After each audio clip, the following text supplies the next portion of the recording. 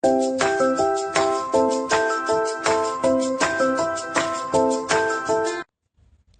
Friends, welcome back to my channel lucky style corner. ఈరోజు వీడియోలో నేను చిన్న ఉసిరికాయలతో జామ్ ఎలా తయారు చేసుకోవాలో చూపిస్తున్నానండి. దీనికి కావాల్సిన పదార్థాలు ఉసిరికాయలు. ఇక్కడ ఉసిరికాయలు నేను ఒక ఈ గ్లాస్తో, ఇక్కడ చూపిస్తున్న గ్లాస్తో తీసుకున్నాను. సో ఆ గ్లాస్ ఉసిరికాయలకి వచ్చేసి ఇక్కడ 1.5 గ్లాస్ షుగర్ తీసుకున్నాను. కొంచెం షుగర్ ఎక్కువ తినే వాళ్ళైతే 2 గ్లాసెస్ కూడా వేసుకోవచ్చండి. కానీ నేను ఇక్కడ 1 గ్లాస్ ఉసిరికాయలకి 1.5 గ్లాస్ షుగర్ తీసుకున్నాను. ఇంకా ఒక చిన్న గ్లాస్ వాటర్ కూడా తీసుకున్నాను. సో ఇవేనండి మెయిన్ ఇంగ్రీడియంట్స్. అయితే ఇప్పుడు ఆ ప్రాసెస్ ఎలా చేయాలో చూసేద్దాం రండి. ముందుగా ఒక బౌల్ తీసుకొని స్టవ్ వెలిగించుకొని ఉసిరికాయలని ఆ బౌల్లో వేసేసుకుంటున్నాను.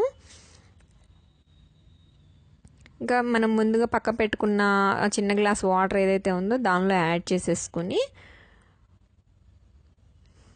కొంచెం గరిటెతో అటు ఇటు కలుపుకొని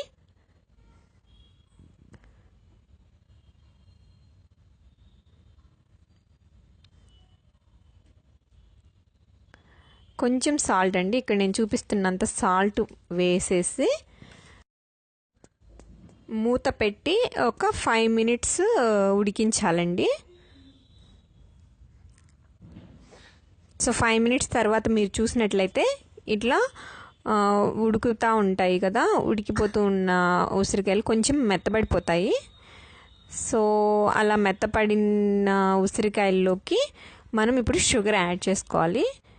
ఇక్కడ మనం ఇందాక పక్కన పెట్టుకున్న షుగర్ ఏదైతే ఉందో 1 గ్లాస్కి 1.5 గ్లాస్ షుగర్ని మనము ఇప్పుడు మొత్తం దీనిలో కొంచెం కొంచెంగా యాడ్ చేసేసుకోవాలండి.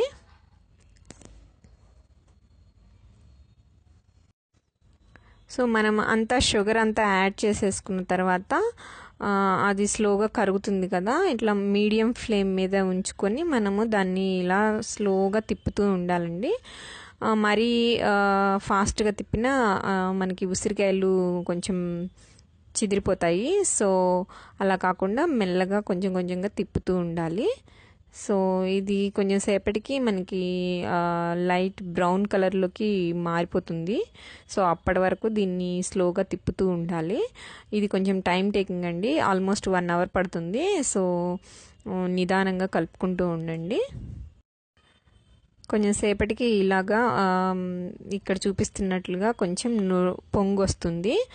సో మనం అలా తిప్పుతూ ఉన్నప్పుడు చూడండి, ఇక్కడ కొంచెం లైట్ బ్రౌన్ కలర్లోకి మారిపోయినాయి కదా.